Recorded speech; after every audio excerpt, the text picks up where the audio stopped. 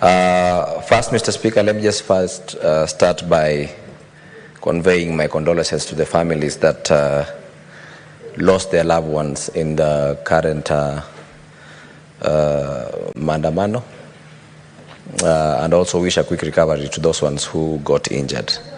Secondly, Mr. Speaker, I'd like to also thank the tribeless and courageous youths, the GNZs who went to the streets to speak on behalf of this nation, speak on behalf of the Kenyans. Mr. Speaker, I'd like also to confirm that I'm one of the few leaders who tweeted and asked the President to also listen to the voices of the youths, Mr. Speaker. Thirdly, I'd like also to thank His Excellency the President William Ruto for actually conceding and allowing the youth, some of the GNZs, to exercise their democratic right, and also listened to them. Mr. Speaker, I can assure you, if you look at our neighboring countries, if you look at Uganda, if you look at Rwanda, they do not have the democratic right that we have here. So I'd like just to appreciate His Excellency William Samoei Ruto for listening to these youths, listening to their grievances, and conceding not to sign the finance bill, and rather agreed to dialogue because of the protests that were there in the country. Also, I'd like also to comment, Mr. Speaker, because I've had the whole of last week I sat in this parliament listening to many senators who were trying to divert the attention of the country by saying that Harambes are bad, and now actually leading to the President banning these Harambes.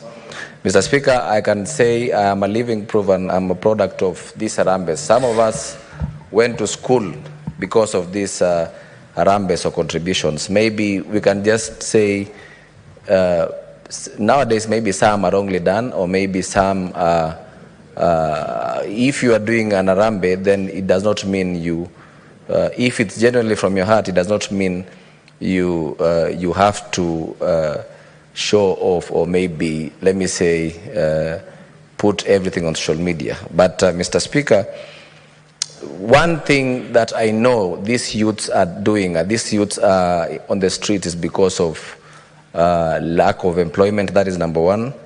Number two, it's because of maybe where they're from. Maybe most of their parents are not able to take them to school, or maybe they have one or two different challenges, or maybe other many issues that might be facing them, Mr. Speaker. So we should not divert this country and talk about the Harambes are the issue in this country, but we should talk about the real issues.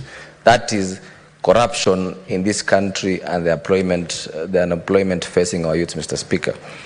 So, Mr. Speaker, in terms of corruption, Mr. Speaker, I agree and also concur with my fellow senators that the EACC has failed us, and the government should really work on strengthening institutions that are tasked to fighting corruption. They should be very strict, Mr. Speaker, and also, apart from being strict, Mr. Speaker, they should also empower these institutions. Most of these institutions, Mr. Speaker, are also normally under-budgeted for. That is why they cannot achieve their mandate in pushing this, in pushing their agendas, Mr. Speaker. Talk about even the police, Mr. Speaker. If you look at their salaries, Mr. Speaker, they do not have motivation, or maybe they're underpaid for the causes or the security they're providing to this country, Mr. Speaker. So, Mr. Speaker, I also believe that is a problem, and it is something that should be addressed, Mr. Speaker. Another thing, Mr. Speaker, that I also want to talk about is corruption down to our county governments, Mr. Speaker. And it also applies to this Senate, Mr. Speaker. If you look at our specific committees that usually call our governors here, Mr. Speaker. You look at, for example, a committee like CPAC or CPIC, Mr. Speaker, whereby we call the county government officials, we call our governors here, Mr. Speaker, and for example, I am a member, or maybe I'm the chair of ICT, and my governor is called Mr. Speaker, and you go to that committee as a friend of the committee, Mr. Speaker. We have tried to, we are looking at serious issues of the county government, which we are allowed to oversight all these county governments, Mr. Speaker, but we cannot provide oversight, Mr. Speaker, when we are at that committee, Mr. Speaker. That is why we are proposing, Mr. Speaker, amendments to these committees, and we, as the senators of specific county governments that are called by this specific committee, Mr. Speaker, we can co-chair. We can co-chair these committees when these people, these governors are coming, so that we can make sure that we provide oversight to our people, Mr. Speaker. Mr. Speaker, another thing, Mr. Speaker, I want to talk about is public participation, Mr. Speaker. When you look at public participation, I can tell you for a fact that this is what really contributed to the GNZs go to the streets, Mr. Speaker, is communication, Mr. Speaker. It's public participation, Mr. Speaker. I can tell you 100% that I am 100% sure public participation was not well done by this government, or maybe it's not done, Mr. Speaker. I can give you an example. We have bills and policies that we are making, Mr. Speaker, and when it comes to public participation, Mr. Speaker, we normally, as committees, write on newspapers, Mr. Speaker. I can assure you, Mr. Speaker, if you look at the complaints that the GNZs were making, Mr. Speaker, not only those youths of ours who are in this country were complaining, Mr. Speaker. We had our children, Mr. Speaker, from abroad, from Canada, from Australia, from what, putting back their grievances, Mr. Speaker. And this shows you that not only those ones who are here are the ones who want to participate in matters affecting this country, Mr. Speaker. We have youths from all over the world who always want to participate. And you see, the manner we are participating, or the manner we do our public participation, is going to hold barazas in the villages, Mr. Speaker, going to different counties manually to get views and to get submissions from these people, Mr. Speaker. You can imagine, Mr. Speaker, when there's one stakeholder, Mr. Speaker, that I asked or requested for his submissions, Mr. Speaker, and the submissions were brought by a pickup, Mr. Speaker, to the committee. You can imagine how much time we need to read documents, you can imagine the logistics that they use to bring all these documents to our committees, Mr. Speaker. It even makes it very hard for us as members to go through all these papers and stuff, Mr. Speaker. That is why, as the chairman of the ICT committee, Mr. Speaker, we are proposing for this government to create a tool, Mr. Speaker, to participate. We have a online public participation, Mr. Speaker. Even our proceedings here in this house, Mr. Speaker, we will add more value when we engage Kenyans, Mr. Speaker. We will add more value when Kenyans can listen to us live and can also participate or make comments on our live debates and live policies that we created in this house, Mr. Speaker. So it's also learning from the people that we represent. We can get more value listening to their views, Mr. Speaker. Mr. Speaker, another thing I can assure you, and it's a fact that I want to really sensitize on, Mr. Speaker, is, and I also propose that we amend and operationalize the National Youth Council Act, Mr. Speaker, 209, to align with the Constitution of 2010, Mr. Speaker, whereby, Mr. Speaker, for example, the ministers representing the youth, Mr. Speaker, or the CECs in our county governments, Mr. Speaker, representing our youths must be youths, Mr. Speaker. Mr. Speaker, I can assure you the level of disconnect between the national government and the youth is very wide, Mr. Speaker. And that's why you see whatever is happening. I can assure you, Mr. Speaker, that the youths who are on that street, the GNZs who are on that street, Mr. Speaker, are speaking a very different language, Mr. Speaker. If today you put Senator Khalwale as the sports minister for youth, or let me say Senator Maanzo, Mr. Speaker, he will not relate to these GNZs, Mr. Speaker. The language they are talking about, Mr. Speaker, is very different. I can assure you that Senator Maanzo does not understand. In fact, the other day at the VIP launch, Mr. Speaker, Senator Maanzo was asking me what Godha means, Mr. Speaker. And I had to take almost 20 minutes explaining to Senator Maanzo what Godha is.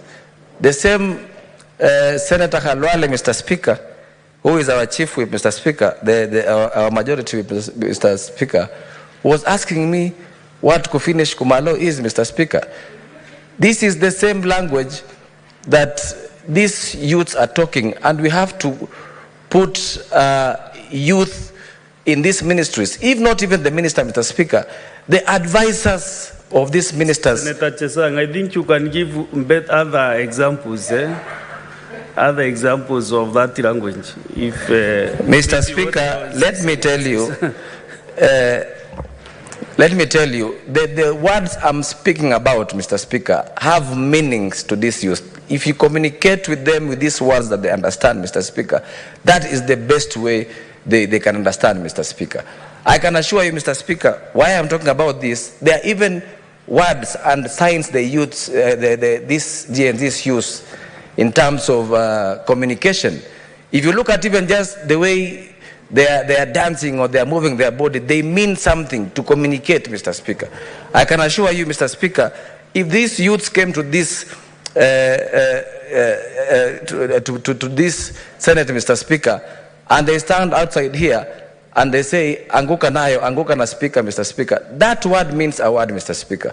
Why I'm trying to say this is, Mr. Speaker, is because we need to relate. I'm talking about the disconnect between the youth and the national government is really wide, Mr. Speaker.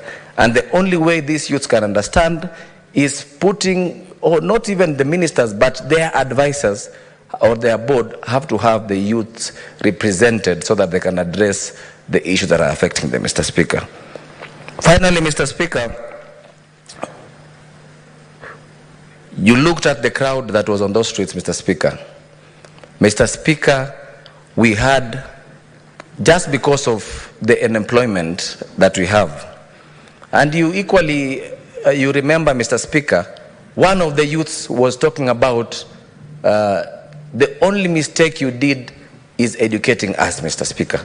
Those were the sentiments these youths were talking about. They are even calling, they are regretting going to school. They are even saying, the problem you people did is educating us, and that is why we are here. That is why they can read and understand everything.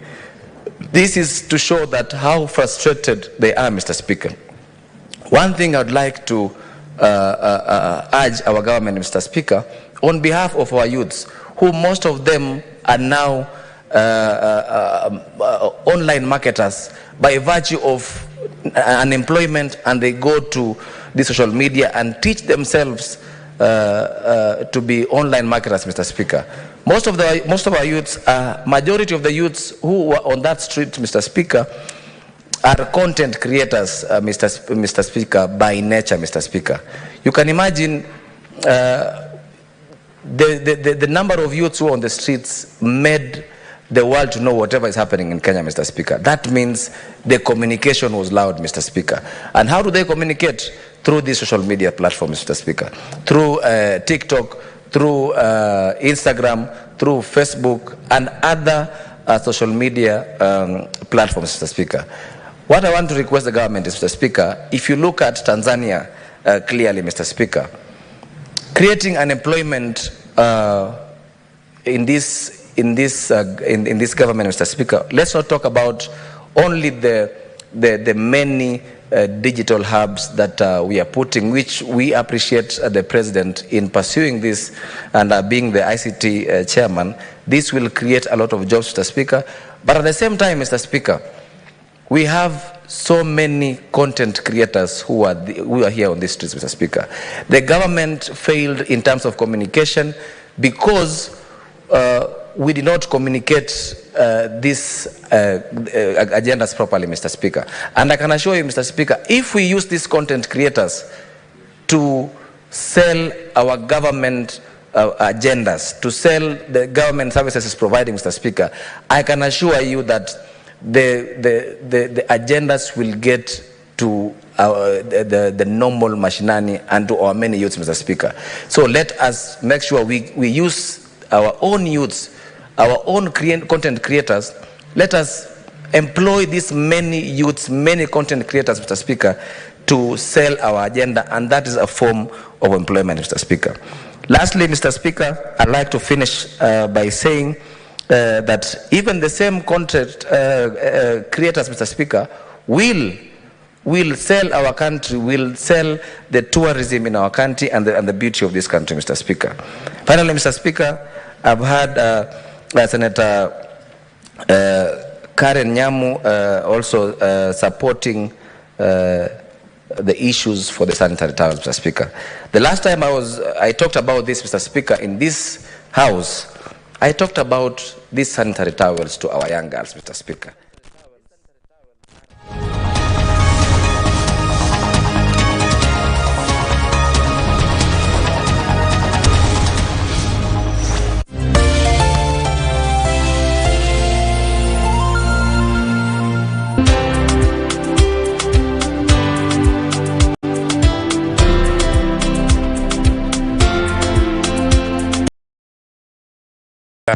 Of the views of other stakeholders, he ordered that Shanda Gold machines be moved out of Ekolomani with immediate effect, which was done, and it retained normalcy. Mr. Speaker, I thank the PS.